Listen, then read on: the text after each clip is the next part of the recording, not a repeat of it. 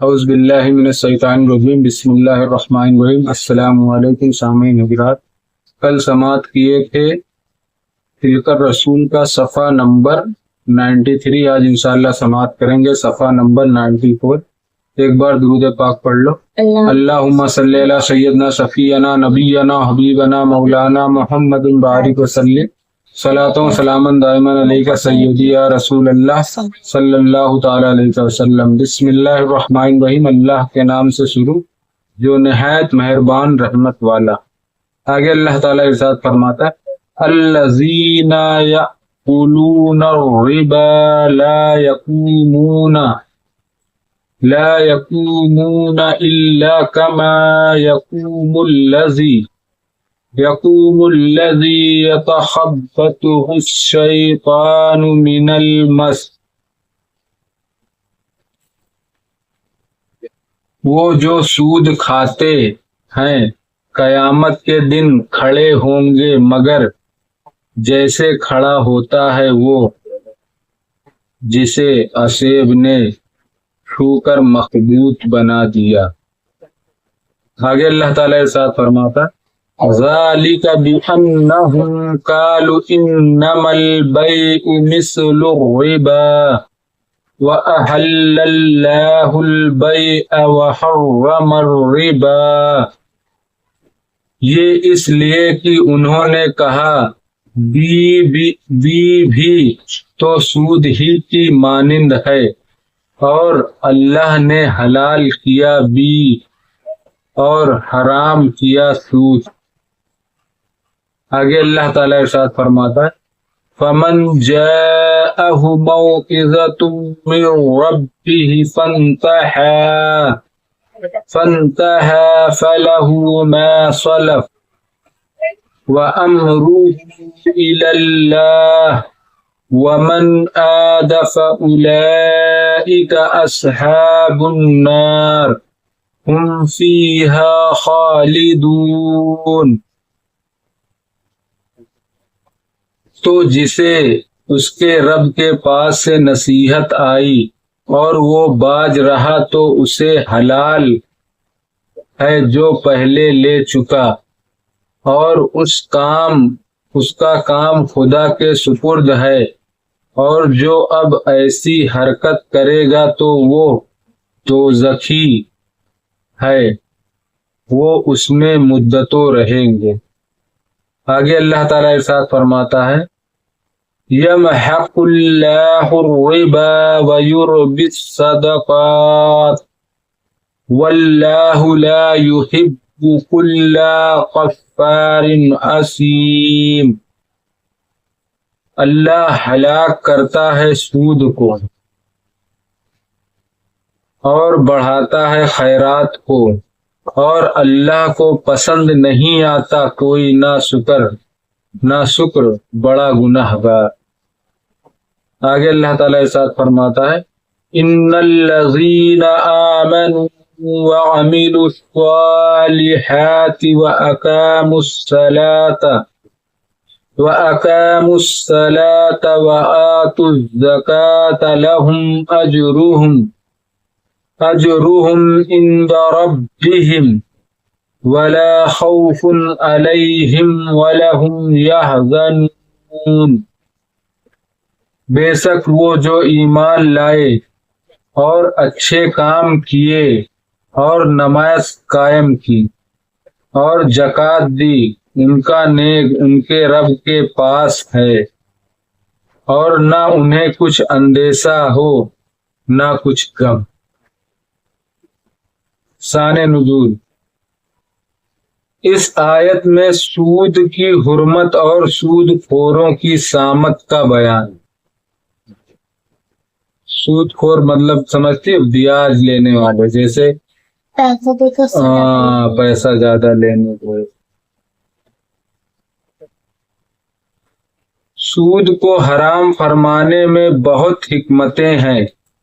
بعض ان میں سے یہ ہے کہ سود میں جو زیادتی لی جاتی ہے وہ معاوضہ مالیہ میں ایک مقدار مال کا بغیر بدل و عوض کے لینا ہے، جیسے کسی کو تم 100 روپے دیے اور بولے کہ میں تمہیں 100 روپے دے رہا ہوں، بعد میں تم مجھے 120 روپے دینا، تو وہ تم جو 20 روپے ایکسٹرا لے رہے ہو اس کے لیے تو تم نے کوئی محنت نہیں کی نا، تو وہی حرام ہوتا ہے۔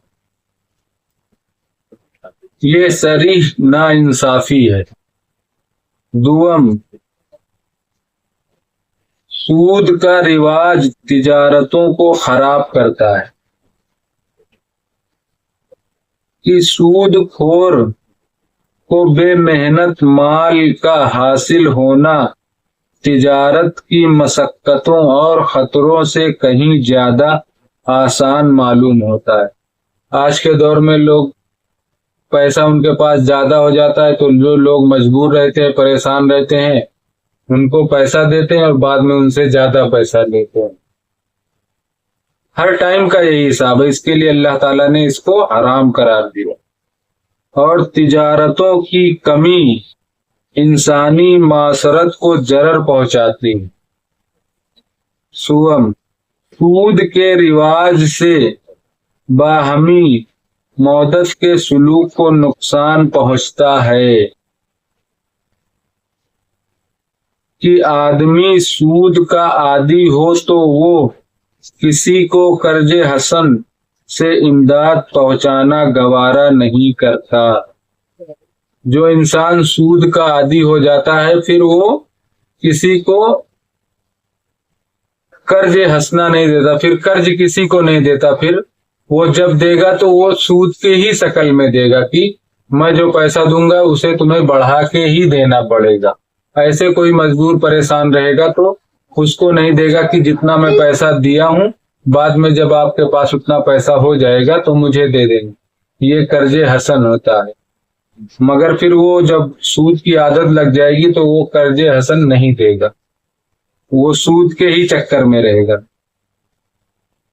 چہارم، سود سے انسان کی طبیعت میں درندوں سے زیادہ بے رحمی پیدا ہوتی ہے۔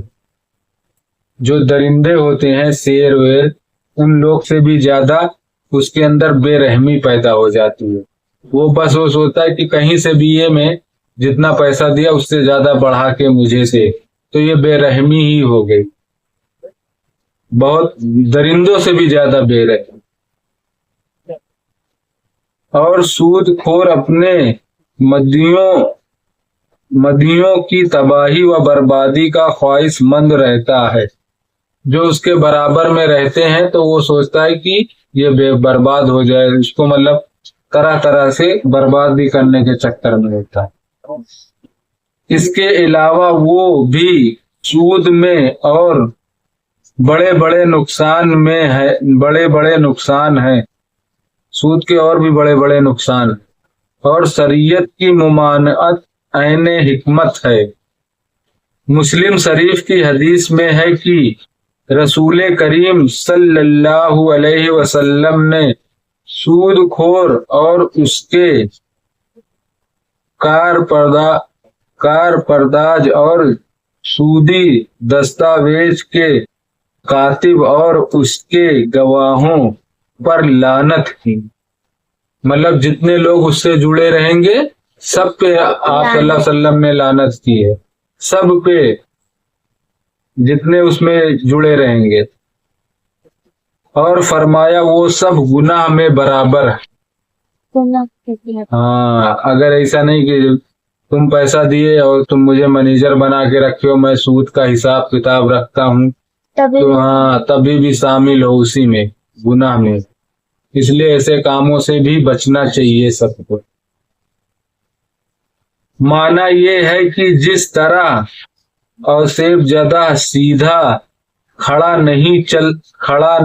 نہیں ہو سکتا، گرتا پڑتا چلتا ہے۔ اوسیب زدہ ہوتا ہے نا، جس کو اوسیب رہتا ہے، لنگڑا رہتا ہے، لولا رہتا ہے، تو وہ سیدھا کہاں چل پاتا ہے، لڑکھڑا کے ہی چلتا ہے نا۔ قیامت کے روز سود خور کا ایسا ہی حال ہوگا کہ سود سے اس کا پیٹ بہت بھاری اور بوجھل ہو جائے گا۔ قیامت والے دن اس کا پیٹ جتنا بڑا ہے تو اس کا پیٹ اتنا بڑا ہو جائے گا، بہت بڑا اور بوجھل ہوگا، پھر وہ گرتا پڑتا چلے گا، وزن ہو جائے گا، ہاں، اور وہ اس کے بوجھ سے گر کر پڑے گا، گر پڑتا چلے گا۔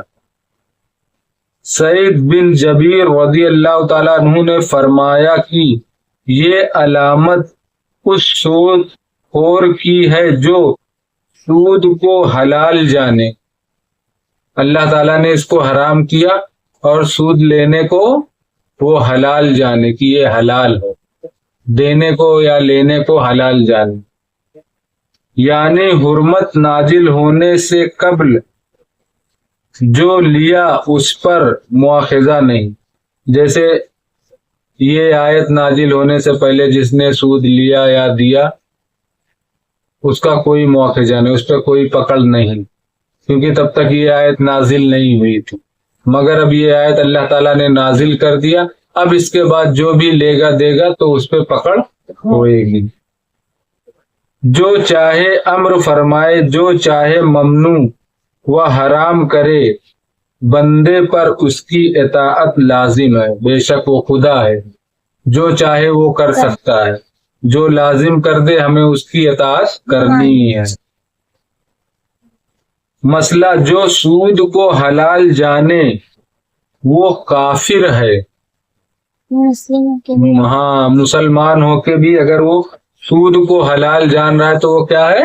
کافر ہو گئے، ہاں، ہمیشہ جہنم میں رہے گا، ہاں، کیونکہ ہر ایک حرام قطعی کا حلال جاننے والا کافر ہے، ہر حرام چیز کو اگر کوئی حلال جانے ہاں وہ کافر ہے، کیونکہ جو خدا حرام کر دے اس کے بعد تم اس کو حلال نہیں کر سکتے نا، اور اس کو حلال کرو گے تو پھر وہ کافر ہی ہو جاؤ گے، مسلمان نہیں رہو گے، کیونکہ تم خدا سے بغاوت کر رہے ہو نا، اور اس کو برکت سے محروم کرتا ہے۔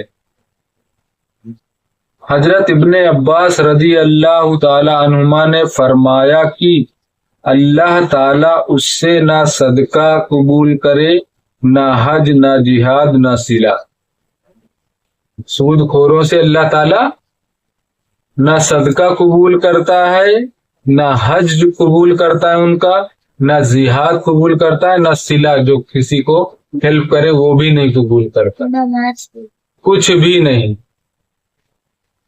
سود خوروں کا۔ اس کو زیادہ کرتا ہے اور اس میں برکت فرماتا ہے،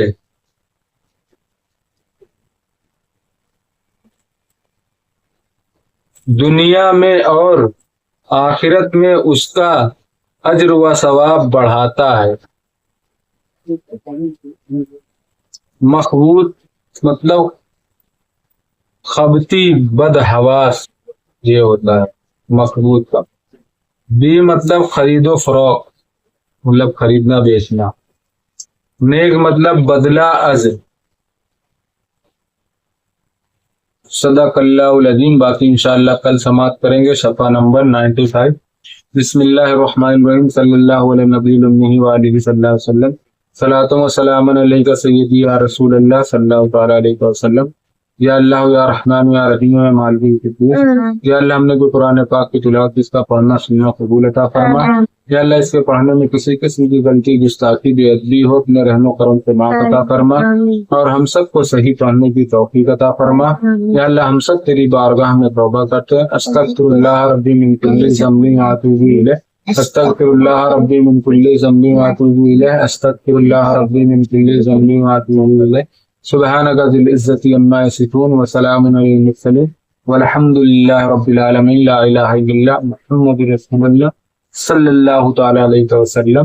السلام علیکم رحمۃ اللہ تعالی وبرکاتہ۔